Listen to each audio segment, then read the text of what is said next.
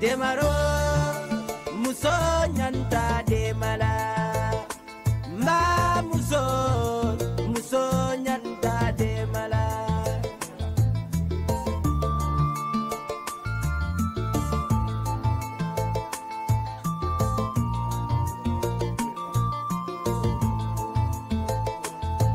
Demaro muso nyanta demala ma muso nyanta demala. maa ngi ko dëkk bi yëpp maa ngi la région de Ziguinchor, la commune de Dadiane, arrondissement de Niaguis. Je suis actuellement à Diagno. dañoo am fi benn projet boo xam ne benn société moo ñu ko indi di jëm si togg xorom bi pour le développement de notre village. waaw kontaan nañ trop si projet bi yàlla nañ ci yàlla yóbbu si jàmm. waaw bu ñu ci demee si jàmm tam bu ñu ci génnee moom la région de Ziguinchor ñoom tam dina beneen dëkk yi dinañ kontaan pour ñoom tam ñu am projet boobu. parce que dinañ def luñ ci mën te dinañ góorgóorlu suñu kii pour le développement de notre village. Sénégal kay bu ñu amee moyen di ñu liggéey waaye ñun suñu membre bi moom kontaan ndax suñu yaay yi nekk fii dañoo dem ñu am 60 ans waaye ba léegi encore dañoo am fit liggéey yar seen doom yi ci loolu ñu yar ñu ci loolu ba ñu màggee ci loolu kon ñun suñu GIE moom macha allah lay doon. waaw groupement macha allah lay doon ndax xam naa bu ñu si demee ba génn si moom adduna yëpp dina ko dégg soobee yàlla. njaayee ni ak njóobee ni ñooy bëgg a lekk xaalis waaye ñoom moom xaalis bu ñëwee dañ koy fas yéene liggéey rek. macha allah merci beaucoup.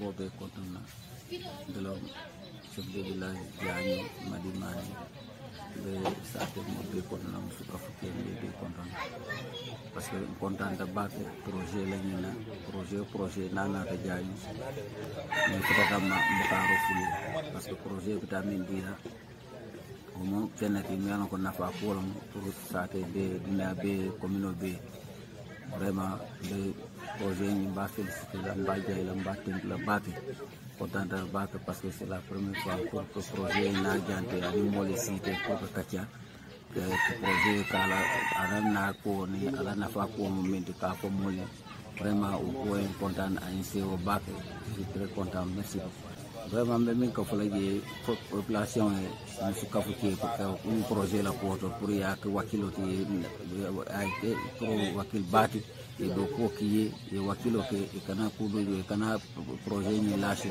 ko afana betembo mi do fon fana se wo soto je mes Diagno fana to se fundi je ko ni ay asi projet fana si ami pour e na e dunna jam ko to nya Diagno musol ni Diagno foni ke hamta do ko wala e wakilta parce que lafta wala mole wakil mole hama ko wala ya ko muta e kana ko lâché o projet fo ka jey bak projet jey ka tentu bak ka ke wakilo di fo Allah taala si projet mais ba projet mi alon ko e be fota la me ni sembo o projet fo ka jia contentele jiata adi akodi ata ni par projet mi alon ko bita 20 millions ba bodle ba financer la o sate nyanda yilla ya ko ya projet ni jey ya jia ko ya tentu ya dandan fo a yesu futano a nyanda futara lamto fo sate fona sila na fa fen fudo e mi ba do ko la fona fo atara si be ma ko je fo mo be sana fa ko so de sate stagna to projet fona stagna.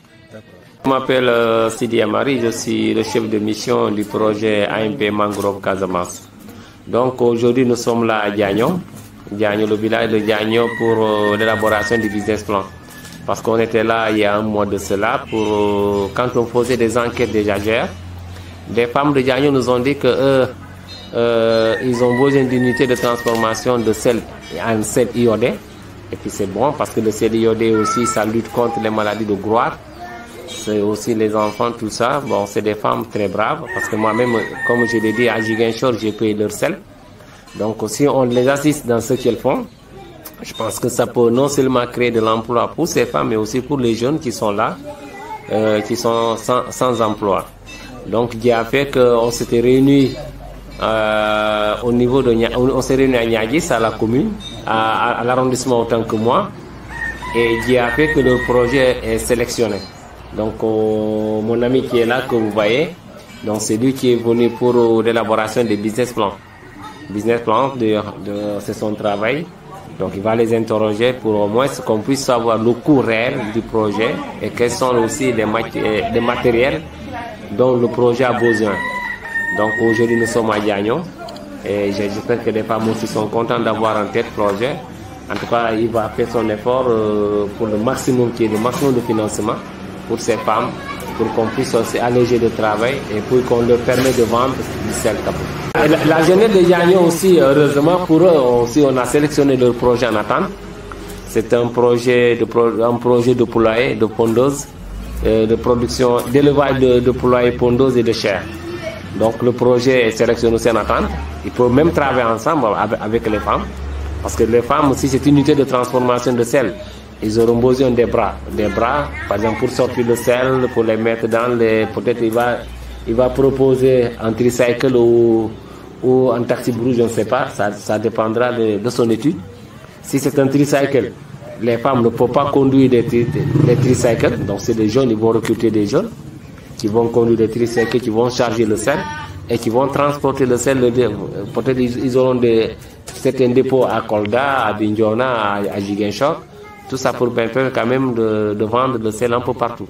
Donc les jeunes aussi, heureusement pour eux aussi, leur projet est sélectionné, mais en attente. Maintenant, ça dépendra du budget. Ou bien de la deuxième génération, on va les prendre. Lui aussi, il va les faire le business plan pour eux aussi. Donc je pense que les jeunes, ils seront contents que leur projet est sélectionné aussi. Il y aura d'abord des femmes, comme elles sont les premières à être bénéficiées, les premiers bénéficiaires à être financés. Bon, qu'elles fassent tout pour aussi réussir, pour aussi permettre à d'autres femmes aussi d'en réussir. Si vraiment Diagno, où on en finance, je ne sais pas, peut-être ça va arriver à hauteur de 30 millions parce que c'est une association, une fédération, donc les projets en affaires, ça va jusqu'à 30 millions. Je ne sais pas, peut-être ils vont tout absorber les 30 millions, mais qu'ils fassent tout au moins pour qu'ils puissent réussir, permettre à d'autres fédérations, à d'autres groupements aussi d'en bénéficier. Si dès le départ, les femmes de Diagno échouent, ce qui veut dire que les autres n'auront pas de financement. Aussi, c'est valable pour les jeunes. Si jamais que leur projet ça passe, qu'ils fassent aussi tout pour réussir, permettre aussi à d'autres associations de jeunes d'en bénéficier. Donc les premières générations, il faut qu'ils réussissent, ça c'est impératif, il faut qu'ils réussissent. C'est le conseil que je leur donne. Ils auront toutes les formations requises qui leur permettra de réussir. Donc je sais qu'on va faire le suivi, on ne va pas aussi le laisser. Nous allons faire le suivi jusqu'à ce qu'ils réussissent, permettre à d'autres aussi d'en bénéficier pour réussir. Parce que la pauvreté, c'est tout le monde, c'est pas leur niveau seulement. Donc s'ils ont eu la chance d'avoir, qu'ils fassent le maximum pour réussir. C'est ce que le conseil que je leur lance, aussi bien des femmes et aussi bien des jeunes, qui travaillent ensemble pour la réussite. Man maay Malang Sané dama àndoon tey ak sama directeur Sidi Amari ci cadre programme ANP Mangrove ci wàllu financement ci seen activité génératrice de revenus. Tey dañuy ñëwoon fii ci Diagno dafa bokk ci projet yi ñu sélectionné. Donc am na ñaari projet yi jigéen ñi ak projet jeunes yi.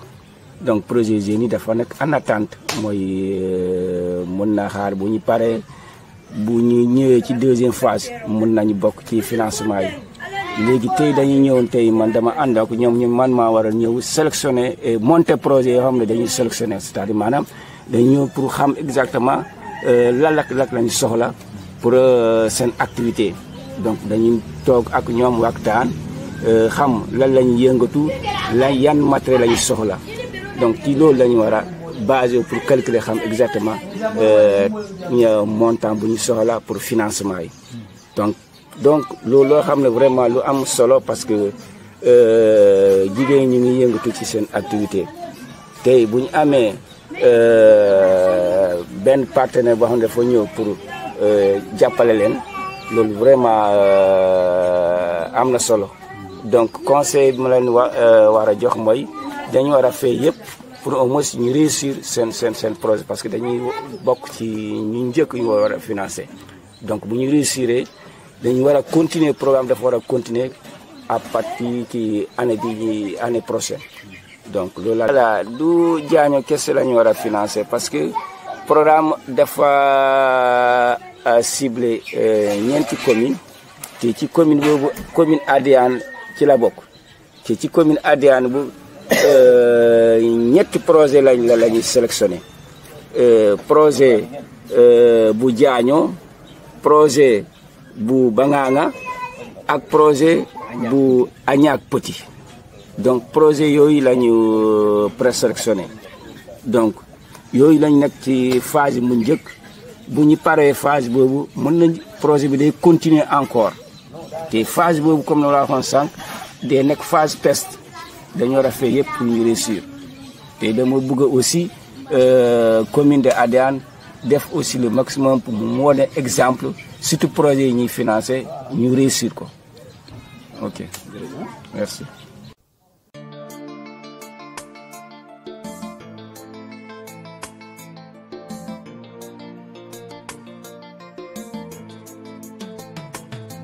Demaro muso nyanta demala